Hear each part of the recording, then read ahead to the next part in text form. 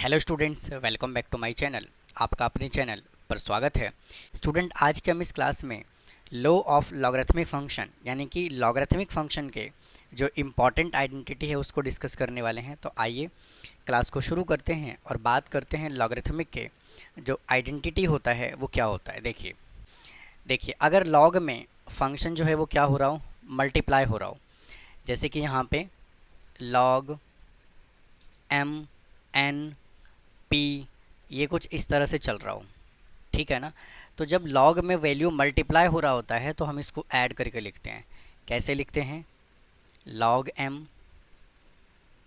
Plus log n plus log p, और अगर और भी वैल्यू है तो हम इसको इसी तरह से आगे फर्दर इंक्रीज करते जाएंगे।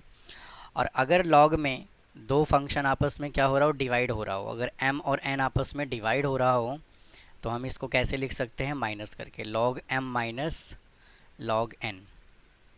नेक्स्ट फार्मूला है कि अगर लॉग में a raise to power b है तो मेरे भाई ये जो b है ना, ये चला जाएगा लॉग के साथ मल्टीप्लिकेशन में, तो मैं इसको लिखूंगा b लॉग a।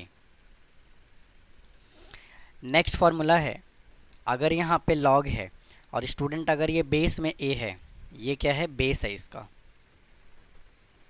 अगर इसका बेस में a है और इधर b मल्टीप्लाई हो रहा है तो मैं इसको कैसे लिख सकता हूँ? Log b upon log a, ठीक है ना। नेक्स्ट फार्मूला यहाँ से क्या बनेगा आपका? नेक्स्ट फार्मूला होगा, अगर लॉग a और ये बेस में b है इनटू लॉग, अब बेस में a है और अगर यहाँ पे b है तो ये 1 के इक्वल होता है। अब ये 1 के इक्वल कैसे होता है? देखिए इस वैल्यू के अंदर जो है ना, आप ये वाला फार्मूला अप्लाई करो, तो log a upon log b into log b upon log a, और आप इसको चेक करिए, इससे ये कैंसिल, इससे ये कैंसिल, तो ये 1 के इक्वल आया कि नहीं आया। उसके बाद नेक्स्ट फार्मूला यहाँ से क्या है कि अगर यहाँ पे लॉग a में बेस है और यहाँ पे b है, ठीक है ना, तो मैं मेरे भाई इसको कैसे लिख सकता हूँ? मैं लिख सकता हूँ इसको log b upon a is equal to log b upon log a।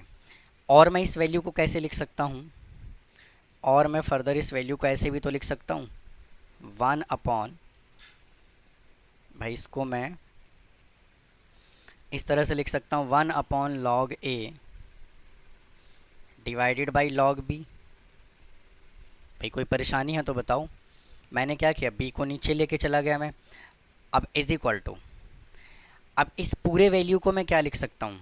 भाई देखो, अगर b यहाँ पे मल्टीप्लाई हो रहा है और a अगर यहाँ पे बेस में है तो b ऊपर आएगा और a वाला वैल्यू नीचे आएगा। तो सिमिलरली मैं इस वैल्यू को ऐसे भी तो लिख सकता हूँ ना। अब लॉग, अब a जो है वो क्या हो रहा है, यहाँ पे मल्टीप्लाई हो रहा है, तो मैं इसको ऐसे लिख सकता हूँ a, और ये b जो है वो बेस में चला जाएगा और अपॉन में इधर 1 भी आएगा, ठीक है ना। वापस से इसको समझ लीजिए, इसमें मैंने क्या किया भाई, ये 1 तो मैंने रखा एज इट इज़, और जो ऊपर वाला वैल्यू होता है उसको हम कहाँ पे लिखते हैं? ऊपर ही लिखते हैं। और जो डिनोमिनेटर में जो b है, मतलब यहाँ पे a है तो ये डिनोमिनेटर में आया, तो यहाँ पे डिनोमिनेटर में b है, तो क्या मैं इसको बेस में लिख दूँ? ठीक है। तो कहने का मतलब ये है कि इस वैल्यू को जो है ना, हम ऐसे करके भी लिख सकते हैं। कुछ और इम्पॉर्टेंट फार्मूला है यहाँ से कि अगर लॉग 10 दिया हुआ है तो इसका आंसर 1 आएगा, अगर लॉग 0 दिया हुआ है तो भी इसका आंसर 1 आएगा, ठीक है। और अगर लॉग 1 दिया हुआ है तो इसका आंसर 0 आएगा।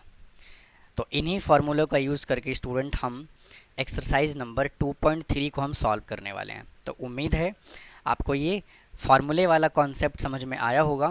तो मिलता हूँ फिर इस एक्सरसाइज के साथ। थैंक यू, धन्यवाद।